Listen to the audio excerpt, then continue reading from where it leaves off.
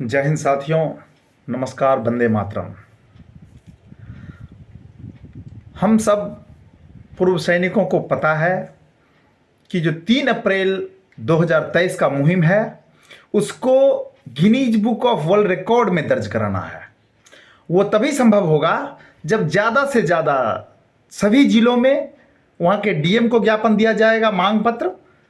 जो हमारा धरना प्रदर्शन लगातार 20 फरवरी से दिल्ली के जंतर मंतर में चल रहा है उसके समर्थन में, और इंडिविजुअल जितने संगठन हैं, मैंने निवेदन किया था इससे पहले कि जितने भी संगठन हैं, जितने भी हमारे सैनिक जिस किसी भी संस्थान से एनजीओ के चीफ हैं, अध्यक्ष हैं, जिलाध्यक्ष हैं या किसी पद प्रतिष्ठा पे, किसी सामाजिक सरोकार के पद प्रतिष्ठा पे हैं, तो वे अपने लेटर पैड में भी माननीय राष्ट्रपति, प्रधानमंत्री एवं रक्षा मंत्री को ये मांग पत्र भेजे कि देश के पूर्व सैनिक आज सड़क पे क्यों है। उनका ये वाजिब मांग है और 2 में उनके साथ जो धांधली हुई है, जो उनके साथ भेदभाव हुआ है, उसको जल्दी से जल्दी निपटारा किया जाए। मैं इस संदर्भ में कहना चाहूँगा, जो विधवा पेंशन है, जो हमारे शहीद हो गए उनकी विधवाओं का जो वेरिएशन है, ऑफिसर का बढ़ोतरी है 873%, ऑफिसर का 873% और जवान का 362%। अगर इसका अंतर आप देखेंगे तो 511% जवान, अगर परसेंटेज के हिसाब से ही आप बढ़ोतरी किए हैं तो बराबर करना चाहिए। 873 अगर परसेंट दिए हैं अधिकारी को तो जवान को भी, विधवाओं को भी वैसे दीजिए, लेकिन नहीं। ऑफिसर का मूल वेतन हो जाता है 57,240 और जवान की विधवाओं का मूल वेतन रहता है क्या नाम है, 4,500, यस 4,575 समथिंग।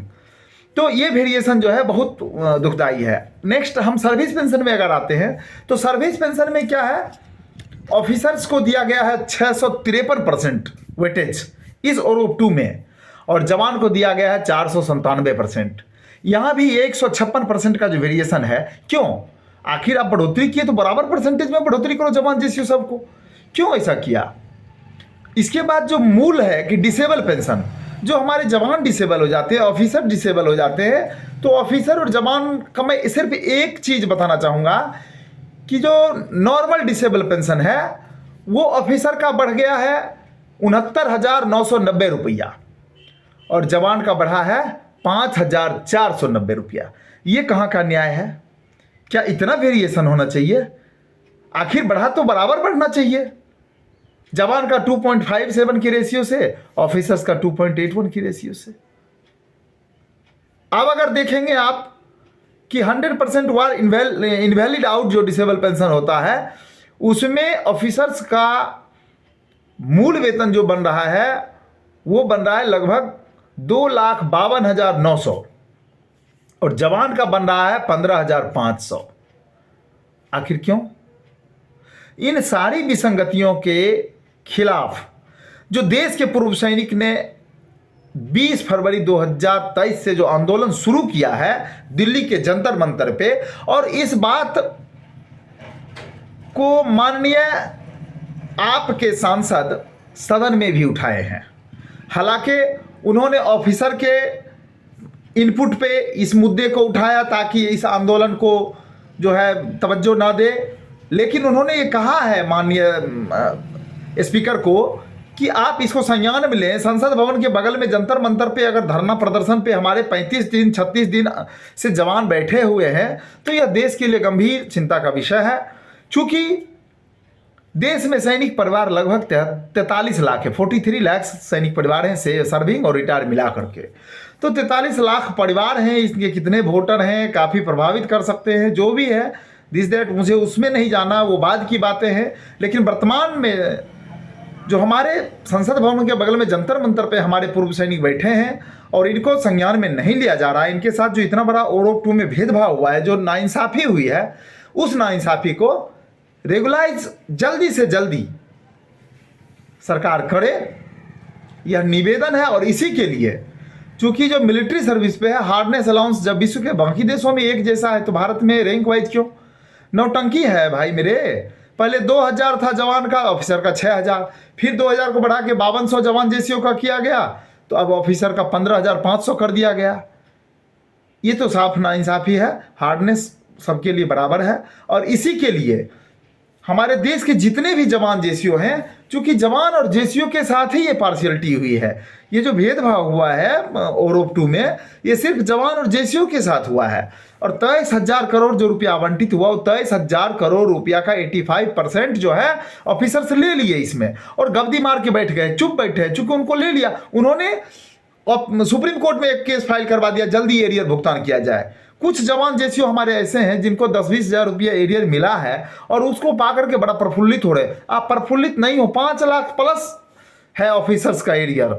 आप इमेजिन करिए, दिमाग को ठोकिए कि आखिर कहाँ हम जा रहे हैं। और जिस रेशियो में ऑफिसर्स का अभी बढ़ गया है, आगे फ्यूचर में उसी रेशियो में बढ़ता रहेगा। ओरोप ऑफिसर को लागू नहीं था, लेकिन ऑफिसर्स ने राजनेताओं के इर्द गिर्द घूम करके और हमारा जुलूस दिखा करके, हमारा भीड़ दिखा करके अपना फायदा ले लिया है। इसलिए अब इतने लंबे आंदोलन पे जो जंतर मंतर में बैठे हैं, उनके समर्थन में देश के तमाम पूरे भारतवर्ष के पूर्व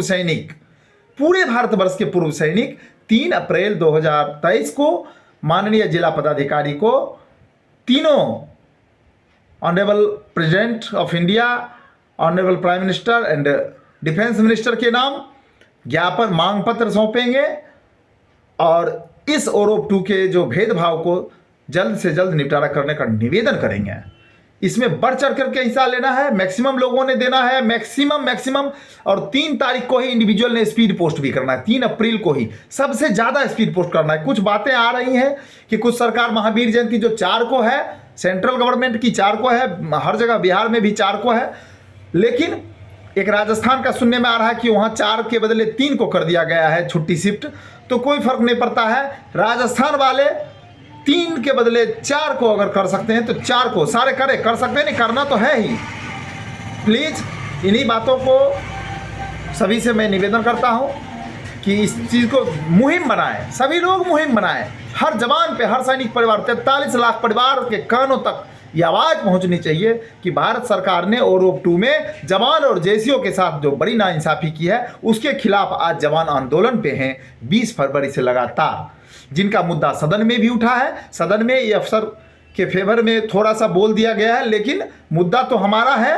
सरकार का कोई डेलीगेशन अभी तक नहीं आया है, कोई नेशनल मीडिया नहीं आया है। इस चीज़ को संज्ञान में ले, और ज़्यादा न बोलते हुए मैं अपनी वाणी को यहीं विराम देता हूँ। 3 तारीख के मुहिम पे ज़्यादा से ज़्यादा सपोर्ट करें। जय हिंद, जय भारत।